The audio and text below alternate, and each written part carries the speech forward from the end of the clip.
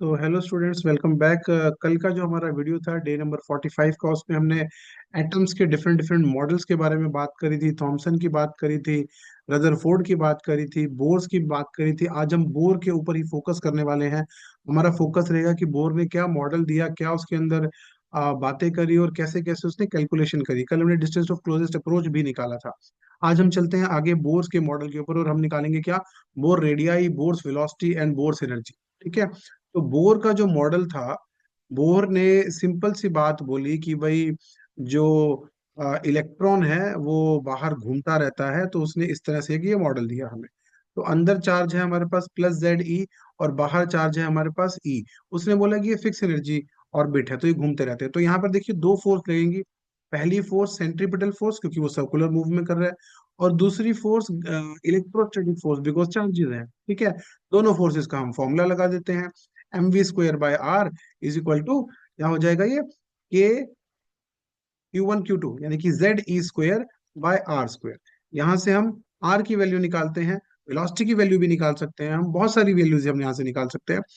r comes out to be KZE² divide by, this is k basically, KZE² divide by mv²। तो ये हमारे पास equation आती है।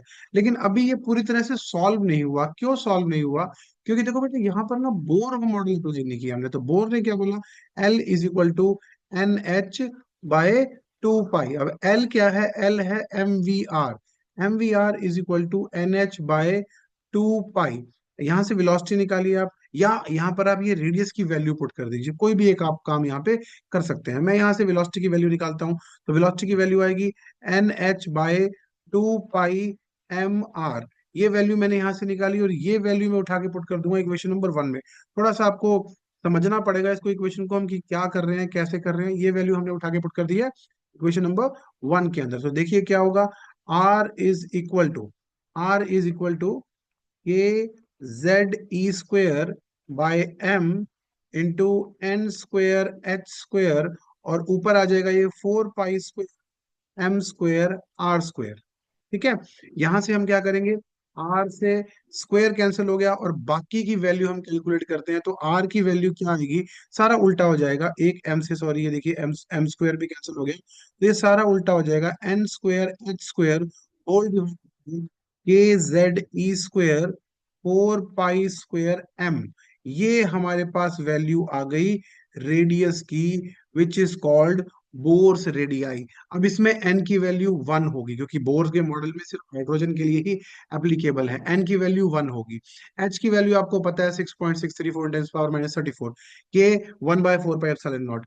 z की वैल्यू भी 1 होगी, क्योंकि ये बोर के मॉडल है। बोर के मॉडल सिर्फ हाइड्रोजन के लिए एप्लीकेबल है। ई की वैल्यू आपको पता है 1.6 × 10⁻⁻19। 4 पाई आपको वैल्यू पता है, 4 pi. m is mass of electron, ये भी पता लग जाएगा आपको। तो सारी की सारी वैल्यू अगर हम यहाँ पे कैलकुलेट करते हैं, तो हमें मिलती है क्या, Bohr radii, which comes out to be approximately 0.53 angstrom. ठीक है। ये हमारी वैल्यू निकलती है। ठीक है। वैल्यू एक बार आप दोबारा से चेक कर लीजिएगा। तो ये हमारी ऑलमोस्ट जो है वैल्यू निकलती है, जिसको हम बोर रेडियाई बोलते हैं। इसके ऊपर हम इतना वो नहीं करेंगे, मेन हमारा ये फॉर्मूला है जो हमने यूज किया। ये आर की वैल्यू आप यहाँ पुट करके बोर वेलोसिटी भी निकाल सकते हो, बट मेरा कंसर्न अभी उससे नहीं है। मेरा कंसर्न है सीधा और सीधा बोर एनर्जी के ऊपर। देखिए एनर्जी ऑफ एन एटम अगर मैं बात करूं, जिसको हम बोर्स एनर्जी भी बोलते हैं, एनर्जी ऑफ एन एटम, तो टोटल एनर्जी हमें पता है क्या होती है। Total energy is equal to K+U। ठीक है। U का फॉर्मूला ऑलरेडी हमें पता है, KQ1 Q2 यानी कि ZE²/r। अब K का फॉर्मूला हमें नहीं पता। K का फॉर्मूला क्या होता है? K का फॉर्मूला होता है हाफ mv²। इसको इस फॉर्म में तो मैं छोड़ नहीं सकता, इसको किस फॉर्म में छोड़ूंगा वो समझते हैं। और पोटेंशियल एनर्जी हमेशा नेगेटिव होती है, तो यहाँ नेगेटिव साइन भी आ जाएगा, है ना। अब काइनेटिक एनर्जी का फॉर्मूला मैं कैसे निकालूंगा? तो हमने वही अभी दो फोर्सेस यहाँ पे लिखी थी, इलेक्ट्रोस्टैटिक फोर्स और centripetal force. mv²/r is equal to KZE²Q1 Q2/r²। तो ये r से r कट गया। इसके बाद मैंने पिछले केस में तो r की वैल्यू निकालनी थी, अब नहीं निकाल रहा। ये देखो, ये आपके पास क्या आ गया है, हाफ mv² चाहिए ना आपको, तो इसको हाफ से मल्टीप्लाई कर दो, आ गया आपके पास। तो काइनेटिक एनर्जी के फॉर्मूला क्या आ गया, KZE²/2r। ये वैल्यू यहाँ पुट करते हैं हम। तो आप देखिए यहाँ पे कॉमन क्या क्या आ सकता है, K Z E square by R common आ गया, बचा क्या, 1/2 - 1, तो energy comes out to be negative, क्या आती है, -kZe²/2r, माइनस साइन इंडिकेट्स कि इलेक्ट्रॉन को उस न्यूक्लियस ने पकड़ा हुआ है, माइनस साइन इंडिकेट्स कि इलेक्ट्रॉन को न्यूक्लियस ने पकड़ा हुआ है। हम ऊपर से अगर आर की वैल्यू भी यहाँ पे उठा के डाल दें तो देखिए कितना मजा आ जाएगा। यहाँ पर आर की वैल्यू भी हम यहाँ पे उठा के डालते हैं तो ई का फॉर्मूला देखिए किस तरह से बनता है। थोड़ा सा इसको मैं जूम आउट करता हूँ ताकि आपके लिए इजी हो जाए समझना इस चीज को। जी हाँ, के Z E square by 2 n² h² और बाकी सारी वैल्यूज ऊपर आ जाएगी, के Z E square 4 pi m। I hope you people have understood this thing. ये वैल्यू मैंने यहाँ पे पुट कर दी है, आर की वैल्यू, ठीक है। अब इससे क्या होगा, चलते हैं आगे। इससे क्या होगा, इससे होगा ये, इससे होगा ये कि हम जब इसको सॉल्व करेंगे ना तो इक्वेशन कुछ और बन जाएगी। देखिए क्या बनेगा, -k² Z² E4 4 pi m whole divide by 2n² h²। ये 2 से आप 4 को चाहो तो कट कर सकते हो, नहीं तो कोई बात नहीं, बाद में करेंगे।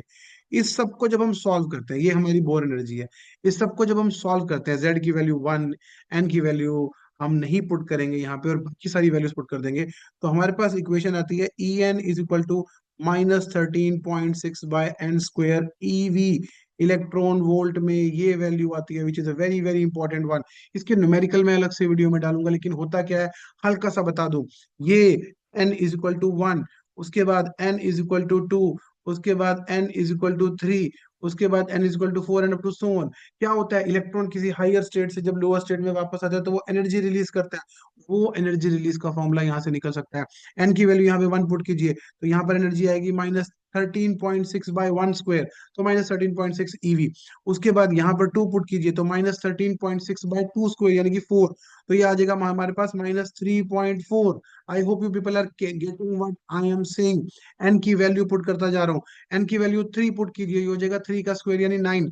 9 से इसको डिवाइड करूंगा तो ये वैल्यू आएगी आपकी 1.51 ईवी में, ऑफ कोर्स माइनस के साथ। उसके बाद अगर एन की वैल्यू 4 पुट करूंगा तो ये इक्वेशन आपकी आ जाएगी 0.85, क्योंकि 16 बन जाएगा नीचे, ठीक है। अब यहाँ पर क्या होता है, जब कोई इलेक्ट्रॉन यहाँ से यहाँ जंप करता है, इलेक्ट्रॉन यहाँ से यहाँ जंप करता है, तो हम एनर्जी कैसे निकालते हैं, E2 - E1। तो वो हम निकालेंगे, वहां से हमारे पास बहुत सारी चीजें निकलेंगी। क्या निकलेंगी, हल्का सा आपको बताता हूँ, न्यूमेरिकल इसके अलग से आपके पास रखूंगा। E = H न्यू और hc/λ, तो क्या एनर्जी निकल रही है, उसकी फ्रीक्वेंसी क्या होगी, उसकी वेवलेंथ क्या होगी, किस ट्रांजिशन की, ये मान लो ए ट्रांजिशन है, ये बी ट्रांजिशन है, ये सी ट्रांजिशन है, ठीक है। एंड एनीथिंग एल्स, हाँ, ये मान लो डी ट्रांजिशन है, ये मान लो ई ट्रांजिशन है। तो उन सब की जो फ्रीक्वेंसी किसकी ज्यादा होगी, किसकी वेवलेंथ ज्यादा होगी, ये क्वेश्चन आपके पास बन सकते हैं। साथ ही साथ एक और चीज यहाँ पे बन सकती है, LBP BP, ये फॉर्मूला मैं हमेशा रखता हूँ। लाइमन, आप लोगों ने सबने पढ़ा हुआ केमिस्ट्री में, लाइमन, बाल्मर, इन सब के फॉर्मूलाज हैं हमारे पास। पास्चन, ब्रैकेट एंड पी फंड, जो एटॉमिक स्पेक्ट्रा है उन सब के अंदर। जनरल फॉर्मूला बता देता हूँ, 1/λ is equal to what, Rydberg constant R into 1/n1² -1/n2²। इस तरह से इस फॉर्मूले को हम सॉल्व करते हैं। n1 और n2 की वैल्यू हम निकालते जाएंगे। लाइमन के लिए जैसे वो फर्स्ट में वापस आ रहा है, बाल्मर में वो सेकंड पे वापस आ रहा है, इसमें थर्ड पे आ रहा है। तो इसी ऑर्डर को हमें ध्यान में रखना है। इसके न्यूमेरिकल्स जो है हम कल डिस्कस करेंगे, ठीक है। थोड़े से न्यूमेरिकल डिस्कस करके फिर अगले टॉपिक के ऊपर चलेंगे, और कल जो है हम will try to finish this atomic part, और फिर हम जो है न्यूक्लियर की 1-2 टॉपिक करके उसको भी फिनिश करने की कोशिश करेंगे, ठीक है।